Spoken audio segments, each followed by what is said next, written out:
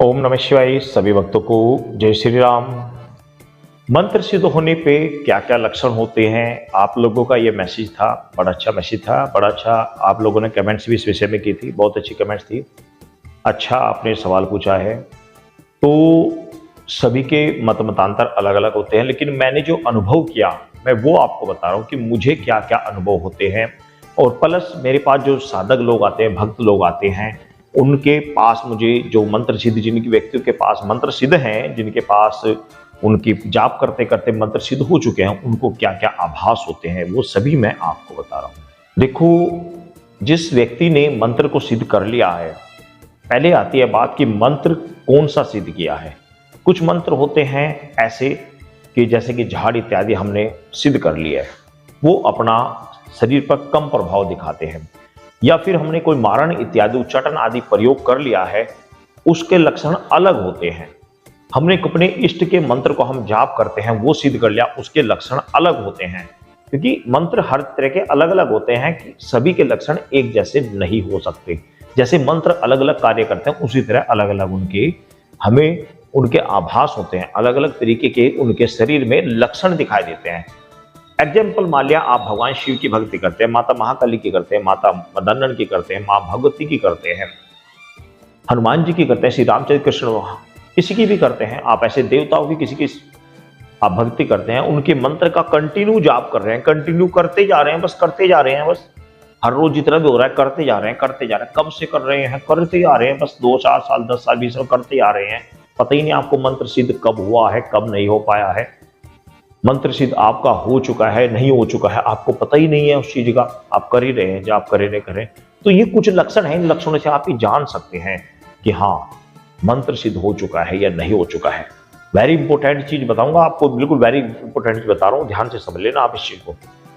यदि आपका इष्ट का मंत्र जिसका आप जाप करते हैं, जाप करते करते करते करते हर रोज उनकी भक्ति करते हुए जाप करते करते मंत्र सिद्ध हो चुका है, वो सारे साधक ऐसे हैं जो हरि ओम हरि ओम हरि ओम हरि ओम का कीर्तन करते रहते हैं। वो सारे साधक ऐसे हैं जैसे प्रेमानंद महाराज जी, वो जाप करते रहते हैं राधे राधे राधे राधे राधे, तो राधे राधे उनका सिद्ध हो गया, राधे राधे ही मंत्र उनका सिद्ध हो चुका है, राधे राधे ही उसकी अलग ही छवि दिख रही है।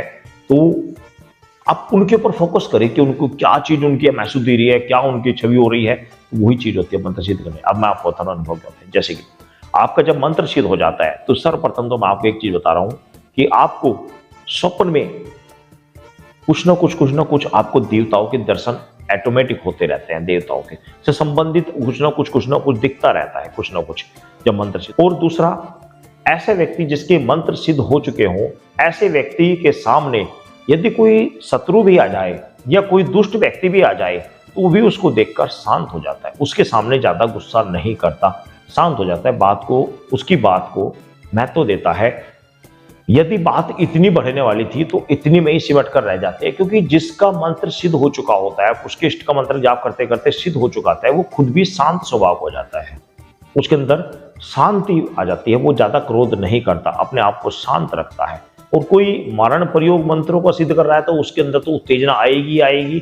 दूसरी बात ये भी सिद्ध होती है कि आप किस देवता की सिद्धि मंत्रों की सिद्धि कर रहे हैं। मान लिया माता महाकाली मंत्रों की सिद्धि कर रहे हैं, तो माता महाकाली के मंत्र उग्र रूप से चलते हैं, ज्यादातर शांत रूप से कम होते हैं, उग्र रूप से चलते हैं, तो उनको तो भाई जब आप सिद्ध करोगे तो आपके अंदर जरा सी बात में क्रोध आना स्वाभाविक है, क्योंकि वो शक्ति ऐसी है। अगर आप भगवान शिव के मंत्र को जप रहे हैं, ओम नमः शिव को जप रहे हैं, महामृत्युंजय मंत्र को जप रहे हैं, गायत्री मंत्र को जप रहे हैं, तो भगवान शिव के मंत्र से तो क्या होगा भाई, आपको साधना, शांति, अपार शांति, समाधि वाली स्थिति बनेगी।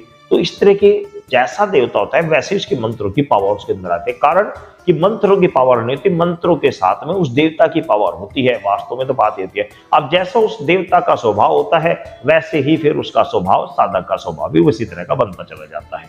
ये चीज होता है।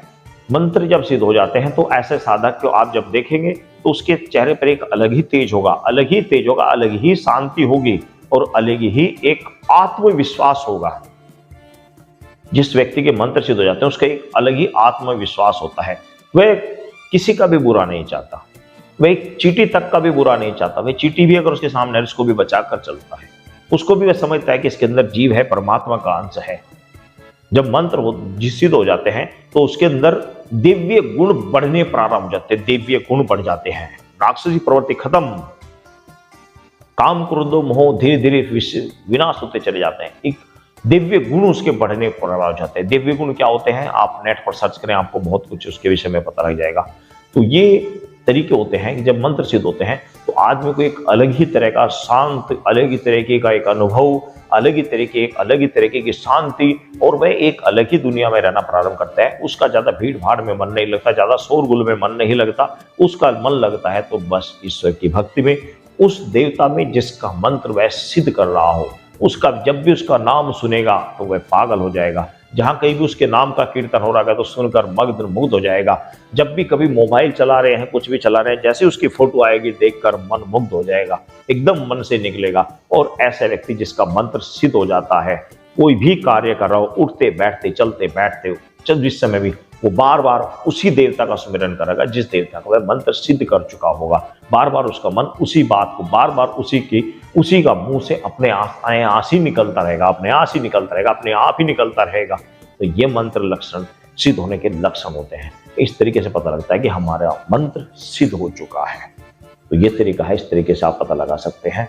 इस विषय में मैंने और भी कई वीडियो बनाई हुई हैं, उनमें मैंने विस्तार से और भी बहुत कुछ बातें बताई हुई हैं, आप देख सकते हैं। और यदि इस चैनल पर आप नए हैं तो आपसे निवेदन है कि चैनल को सब्सक्राइब अवश्य कर लें।